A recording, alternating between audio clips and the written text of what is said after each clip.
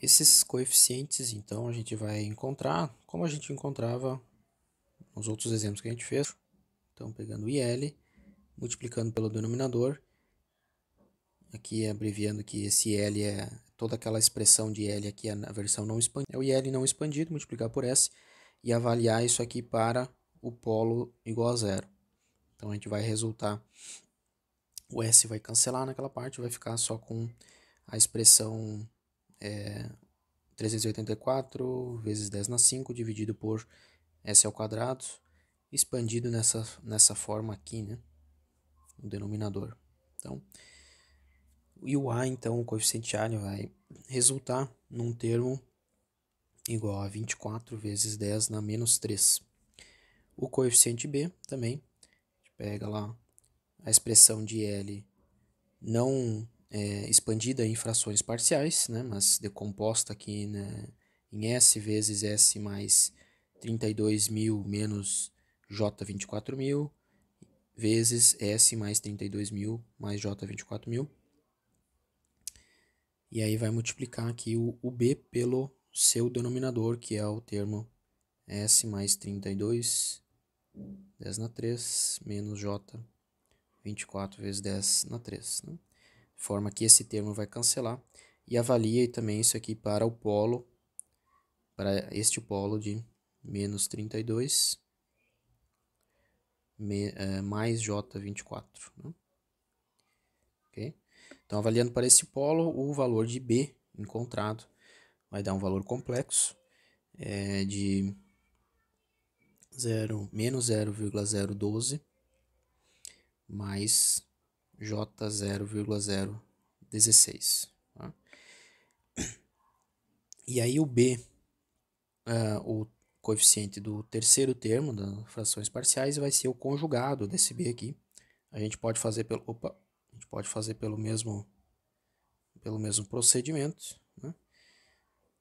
Ou simplesmente pegar pelo conjugado. Ele vai dar o valor conjugado então de menos 0,012 menos J 0,016. Tá? Então esses são os valores dos coeficientes A, B e o B conjugado, que é na terceira fração. Tá? Esses valores complexos que a gente achou para B e para B conjugado, né, na forma retangular de um número complexo, então o B dá menos 0,012 mais J 0,016, e isso está na forma retangular, né? O que é equivalente na forma polar. Ele vai dar aqui uma magnitude de 20 mili, se a gente converter para a forma polar, com um ângulo de 126,8 graus. Tá? Então, aqui na forma retangular e aqui na forma polar. A gente trabalhar na forma polar vai simplificar um pouquinho também a nossa expressão. Né? E o B conjugado, então, na forma polar, ele vai ficar com 20 vezes 10 na menos 3, com um ângulo de menos 126,8 graus. Tá? Então, a gente pode reescrever IL, primeiro termo, substituindo os valores aqui na forma expandida. Né? Então, o primeiro termo vai ser 24 vezes 10 na menos 3 sobre S. O segundo termo vai ser o B. Vamos usar a forma polar aqui de representação sobre S mais 32 vezes 10 na 3 menos J 24 vezes 10 na 3.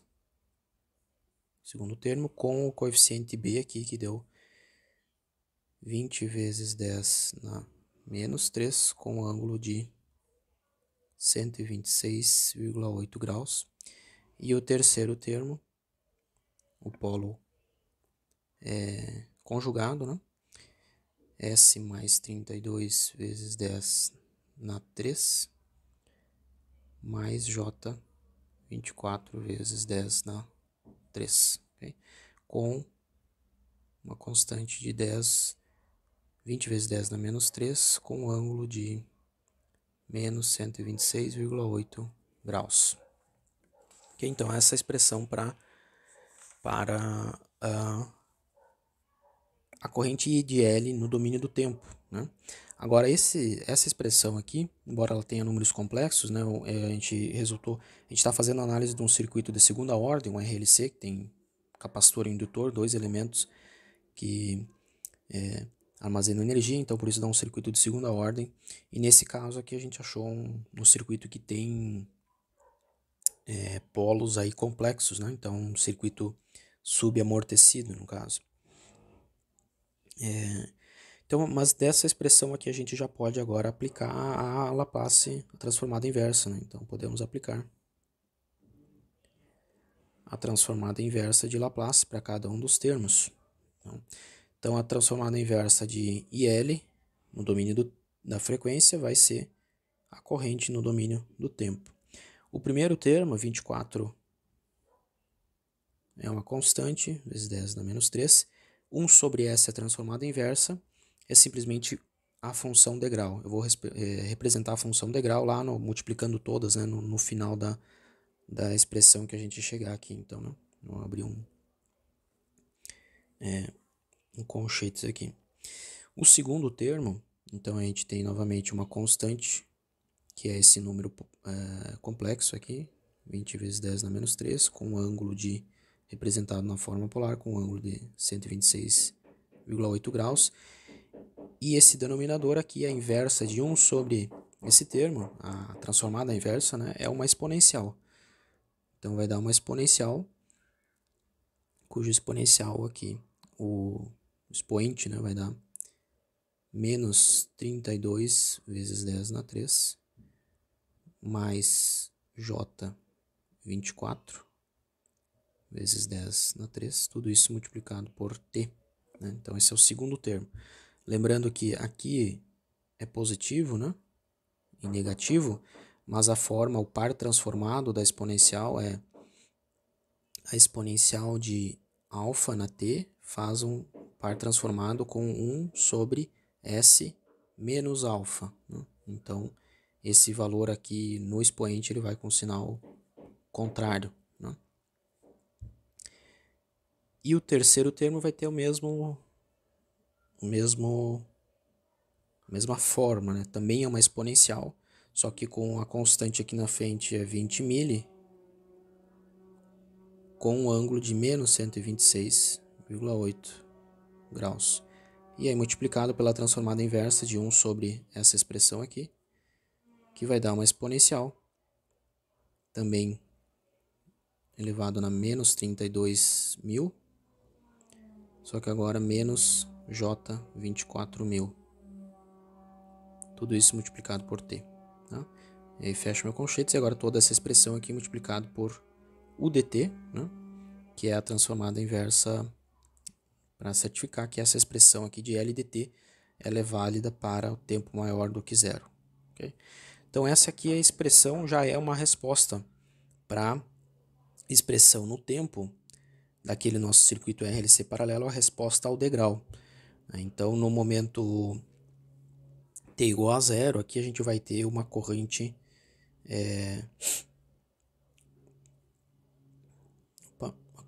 um tempo muito grande, na verdade, né? A gente vai ter uma corrente que tende para a corrente da fonte, ou seja, toda a corrente da fonte de 24 mA aqui circulando lá pelo indutor, né?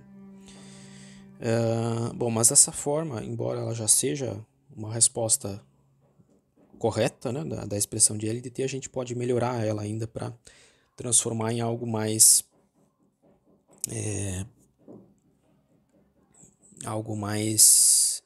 fácil de ser interpretado, né? A gente pode, para fazer alguns ajustes aqui, esse termo, o número complexo, vamos fazer aqui outra cor. O número complexo a gente pode representado na forma polar, né? A gente tem uma magnitude, vamos chamar aqui de um módulo, chamar um módulo A, e um ângulo θ, certo? Isso é representado na forma polar. O mesmo número complexo, ele também pode ser representado na forma exponencial como um módulo A vezes E na J θ, esse ângulo aqui. Tá? Então, esse valor de 20 mili com um ângulo de 126,8 graus, representado a um número complexo na forma polar, eu posso representar ele com o mesmo módulo, 20 vezes 10 na menos 3, unicamente representar ele na forma exponencial, com e elevado na j 126,8 graus. Por quê? Aí eu vou conseguir simplificar com o restante dessa expressão exponencial aqui. Então a gente consegue trabalhar melhor aí, ou simplificar essa expressão, né? E o outro, a outra constante ali, então, simplesmente com um ângulo negativo, né, o complexo conjugado, vai dar um valor de 20 mili com e elevado na menos j 126,8 graus. Tá? E outra expressão que a gente vai utilizar aqui bom, vamos deixar mais para frente, eu mostro ela aqui, né? Então, continuando aqui, ó, a tentar simplificar essa expressão de L de t, vamos substituir esses termos aqui pela forma, esse número complexo aqui, essa constante complexa, pela sua forma exponencial, né? Então, a gente vai ficar com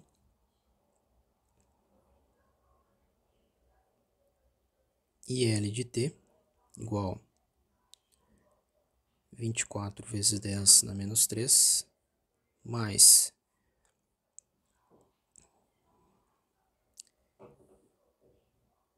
20 vezes 10 na menos 3, vezes E na J 126,8 graus. E aí, essa soma de exponenciais aqui eu vou separar em duas, né? O produto de duas exponenciais. Então, vezes uma exponencial elevado na 32 vezes 10 na 3t, vezes mais uma exponencial elevado, o primeiro termo aqui, na J24, tá? Por que separar? Porque daí eu vou ter duas exponenciais iguais aqui, né? Que é na menos 32.000. Então aqui elevado na J, 24 vezes 10 na 3, t. Esse é o segundo termo da minha expressão, mais o terceiro termo, que vai ser também 20 mili, vezes a exponencial de menos J, 126,8 graus, vezes a exponencial na menos 32.000, t, vezes a exponencial de menos J, 24.000 vezes t. Fecha aqui, tudo isso multiplicado por degrau unitário, certo? Então, trabalhando aqui a nossa expressão de IL de t, a gente chega nesta expressão aqui. E agora, né, eu posso, ó, notem que a gente tem aqui um termo em comum. Vou botar em verde aqui mesmo. Este termo aqui exponencial elevado na menos 32.000, t, né, ele está aparecendo nos dois termos, então eu vou colocar ele em evidência. E também, né, além disso, também é comum aqui para esses dois termos a constante de cada um, que é 20 mili. Né? Então, colocar isso em evidência, e eu vou ficar com E na J 126 vezes E na J 24, e eu posso voltar a representar eles como uma única exponencial e somar os expoentes. Tá? Então, continuando aqui, fazendo mais essa simplificação aí, mais esse trabalho algébrico. Então, a gente vai ficar com uma expressão 24 vezes 10 na menos 3, e aí somado com 20 vezes 10 na menos 3, e na menos 32, 10 na 3t, e aí isso aqui está multiplicando. Primeiro, e Agora, juntando esses dois termos aqui, ó. No primeiro termo, essa exponencial com essa, né? Vou agrupar elas em um único termo de novo, né? Na mesma base, somando os expoentes. Então, a gente vai ficar com e elevado na j vezes 24 vezes 10 na 3 t mais 126,8 graus, ok? E este aqui é o segundo termo, né, mais o terceiro termo. Agora, depois eu vou agrupar essa exponencial com essa, né, em uma única base, somando os expoentes também. Então, a gente vai ficar com mais e na menos j, 24.000 t mais 126,8 graus. Então, fecha aqui e fecha aqui. De novo, tudo isso multiplicado pela degrau unitário. Tá? Bom, parece que não simplificou tanto ainda a nossa expressão, mas, né, vai simplificar um pouquinho mais ainda. Aí a gente tem um outro recurso, que é quando a gente tem uma exponencial elevado na j, né, alguma coisa, a gente lembra da identidade de Euler, que a gente já viu em muitos casos, né? Então, uma das relações aí derivadas da identidade de Euler é que a gente tem que o cosseno de θ, cosseno de um θ, ele pode ser dado pela razão de 1/2 vezes e na jθ mais e na menos jθ, certo? Então, essa identidade aqui, ela é válida. E é o que a gente tem aqui nesses dois termos, ó. Se a gente olhar com cuidado, este termo aqui está somando com esse, né? A gente tem um e na j, um θ aqui no meio, que é 24.000 t mais 126 graus, mais um e na menos jθ, né? O expoente ali, o que está multiplicando dentro do parênteses ali, é idêntico. Então, essa expressão aqui, né, a soma desses dois termos aqui, esse termo 1 com esse termo 2, a soma de 1 com 2, eu posso representar como exatamente essa relação, né? Ó, onde o θ é igual a 24 vezes 10 na 3t mais 126,8 graus, né? Então, a soma desses dois termos vai ser igual a, por essa relação, essa identidade aqui, derivada da identidade de Euler, a 2 vezes o cosseno do θ, sendo que o θ vale 24 vezes 10 na 3t mais 126,8 graus, ok? E aí vamos substituir isso aqui de novo, então na nossa expressão, né?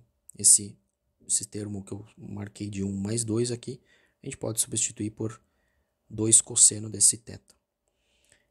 Então, IL de t pode ser representado como 24 mili mais 20 mili vezes a exponencial elevado na menos 32.000 t, vezes agora essa substituição aqui de 2 cosseno de 24 vezes 10 na 3t mais 126,8 graus. Tá? Fecha o parênteses e lá fora do parênteses a gente ainda teria que multiplicar por, faltou espaço aqui, pela degrau unitário, né?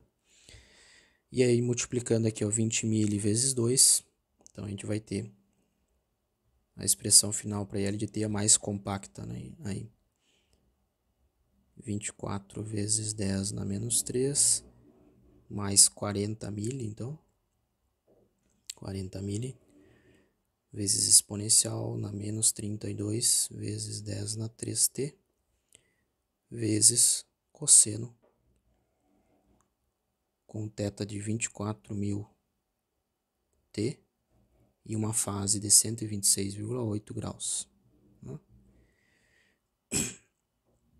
Tudo isso multiplicado de novo lá pela degrau unitário, para ressaltar que é válida para t maior que zero. Por fim aí, vamos...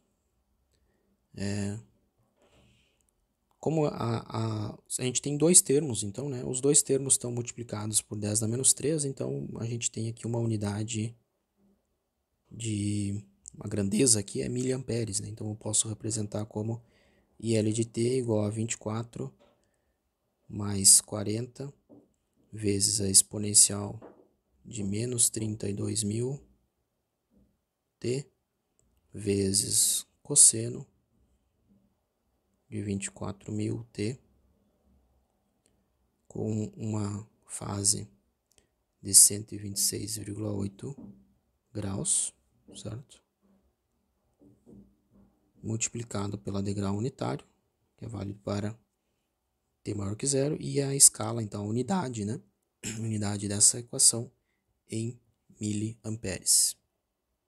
Ok? Então essa aqui seria a expressão que a gente pode chegar aí mais relevante para a corrente IL de t.